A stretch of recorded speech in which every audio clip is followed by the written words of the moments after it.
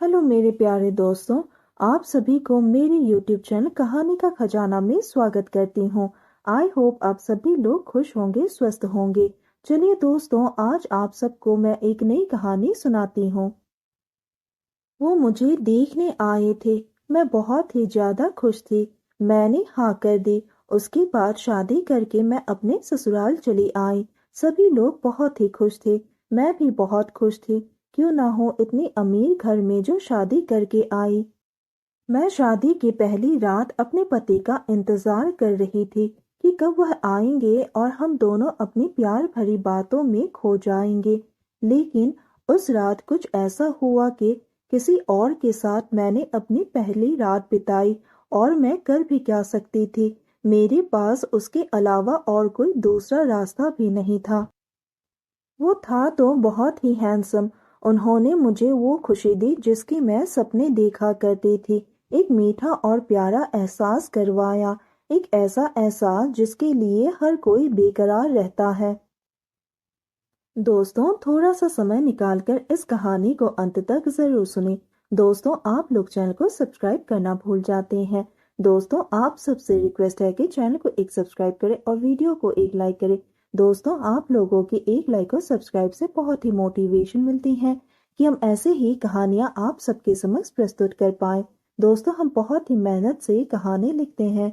आशा करती हूँ कि यह कहानी आप सबको पसंद आएगी।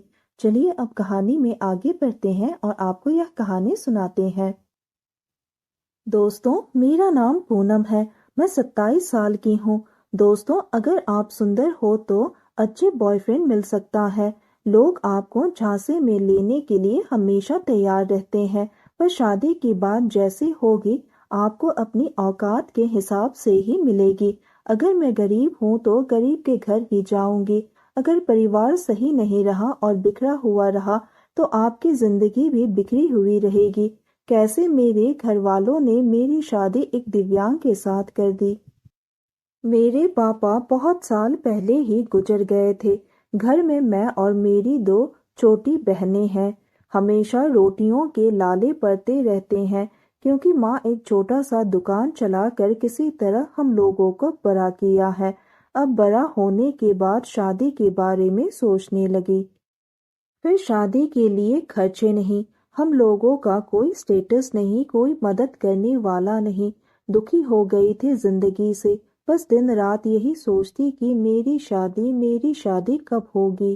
किसी जानकार ने एक लड़के के बारे में मेरी मम्मी से बात की कि घर बहुत ही अच्छा है, किसी चीज की कोई कमी नहीं है, बहुत पैसे वाला है, गाड़ियां हैं, अपना व्यापार है, इज्जतदार लोग हैं। पर लड़का दिव्यांग है, पोलियो का शिकार है। मम्मी को सब कुछ पसंद आ गया। वह सोची कि कभी मुझे कोई दिक्कत नहीं होगी। पर मेरी बहन और मेरी कुछ दोस्त बोलने लगे कि लड़का ही सब कुछ होता है, धन दौलत का क्या करोगी। पर मेरे लिए कोई रास्ता नहीं था। मुझे भी लगा कि मेरे से दो मेरी छोटी बहन है। अगर मैं मजबूत रहूंगी तो इन लोगों को भी मदद कर सकूंगी और माँ जो अकेली हो गई है उसका भी सहारा बन पाऊंगी। और फिर लड़का देखकर शादी कर ली तो खुद ही वो डींगे मारने में लगा रहेगा। होगा कुछ भी नहीं, बड़ा बनने की बात करता रहेगा। मुझे ऐसा लड़का भी नहीं चाहिए जो गरीब हो या स्ट्रगल कर रहा हो। मैंने अपनी मम्मी को हाँ कर दी शादी के लिए और फिर मेरी शादी 21 जनवरी 2021 को हो गई। दोस्तों, शादी बहुत ही धूमधाम से हुआ। वह सब मिला जो मैंने सपने में भी नहीं सोचा था। 20 तोले सोने और महंगी साड़ी, वह सब जो मेरे पास से हमेशा ही दूर थे। वह सब चीज मैं बहुत ही खुश थी। मेरी माँ और मेरी बहनें भी।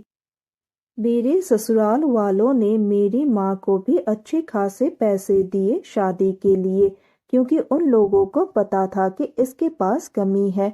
वह अपनी शादी अच्छे से कराना चाहते थे, इसलिए कोई कमी नहीं रहे दोनों साइड से। इसलिए दिल खोल कर खर्चा किया।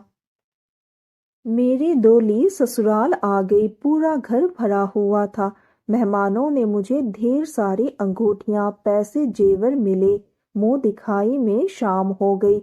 मेरी दोनों ननद ने सुहागरात के लिए कमरा तैयार किया और मुझे भी सजाकर कमरे में ले गई। मैं गुलाब की पंखुड़ियां पर अपने बेड पर बैठी रही अपने पति के इंतजार में। वह करीब 10 बजे आए तो शराब के नशे में थे। जैसे ही अंदर आए उनकी भाभी कमरे का दरवाजा बंद कर दी। वो बैठ गए। वह मेरा हाथ अपने हाथ में ले लिया और करीब आ गए। मेरे माथे को चूमा। मैं नजरें नीचे किए बैठी थी। मैंने हल्के से एक किस उनके गाल पर कर दी। उन्होंने अपनी बैसाखी अलग रख दी क्योंकि वह बैसाखी के सहारे ही चलते हैं।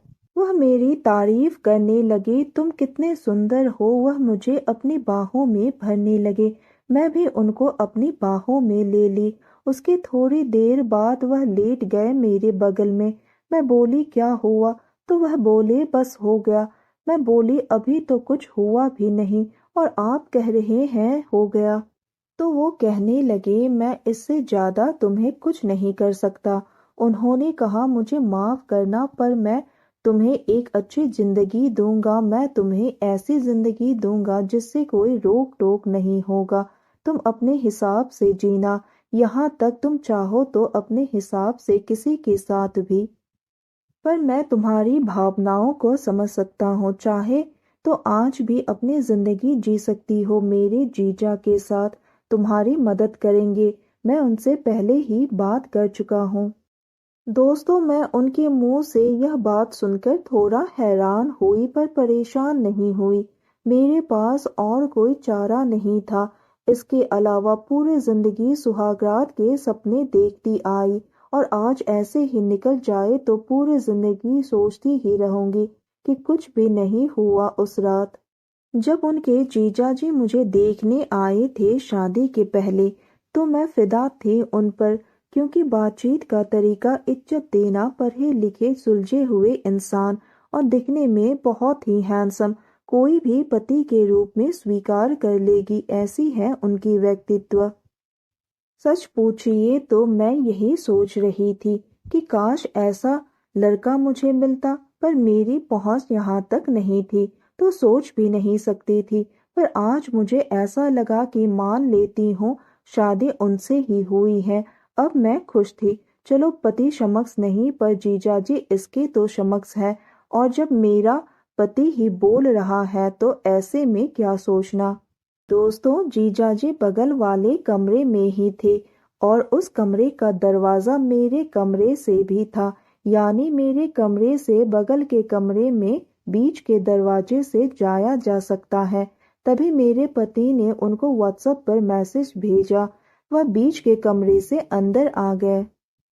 मेरे पति देव उस कमरे में चले गए और दरवाजा उन्होंने बंद कर दिया। अब मैं और जीजाजी, जिसको अंकुर जी सब लोग कहते हैं, अंकुर जी बेड पर बैठ गए और मैं भी वहीं पहले से बैठी थी। वह आकर बोले अगर आप कहेंगे तभी आपसी रिश्ते बनेंगे, और मैं कहता हूँ जिंदगी को जियो और आगे बढ़ो। इतनी धन दौलत है पर एक चीज नहीं है, वह मैं आपको दे दूंगा। मैं बोली अब तो मेरे पास कोई दूसरा रास्ता भी नहीं है। मैं घर वापस थोड़ी ना जा सकती हूँ। आप जैसा ठीक समझे वैसा ही करे। वह मेरे गालों को अपने हाथों से सहलाते हुए बोले खुश रहिए और अपने पति को खुश रखिए। उनको आपका प्यार चाहिए, शरीर नहीं। तभी मैं रो दी और उनके गले लग गई। वह मुझे सहलाते रहे और मैं जैसे चुप हुई उन्होंने मुझे एक किस कर लिया। मैं अपनी आंखें बंद कर ली। उन्होंने मुझे अपनी बाहों में ले लिया। मेरे सिंदूर मेरी काजल फैल चुका था। मैंने अपनी आंखें बंद कर ली और प्यार में डूब गई। करीब 2 घंटे बाद हम दोनों एकदम शांत हो गए थे। उसके बाद वो अपने कमरे में चले गए और मैं अपने पति का इंतजार करने लगी। तो दोस्तों, यह कहानी एक सच्ची घटना पर आधारित है। बस इस कहानी को एक काल्पनिक रूप से तैयार किया गया है और यह कहानी सुनने के बाद आप सबकी क्या राय है हमें कमेंट करके जरूर बताइए, और साथ ही इस वीडियो को एक लाइक करें, चैनल को एक सब्सक्राइब करें और नोटिफिकेशन बेल को भी जरूर दबाएं ताकि अगली अपडेट सबसे पहले आपको मिले। दोस्तों, आपकी एक लाइक और सब्सक्राइब से बहुत ही मोटिवेशन मिलती है कि हम ऐसे ही कहानियां आप सबके समक्ष प्रस्तुत कर पाए। आप सबने अपना कीमती समय निकालकर इस वीडियो को सुना, इसके लिए आप सभी को धन्यवाद करती हूँ। धन्यवाद दोस्तों।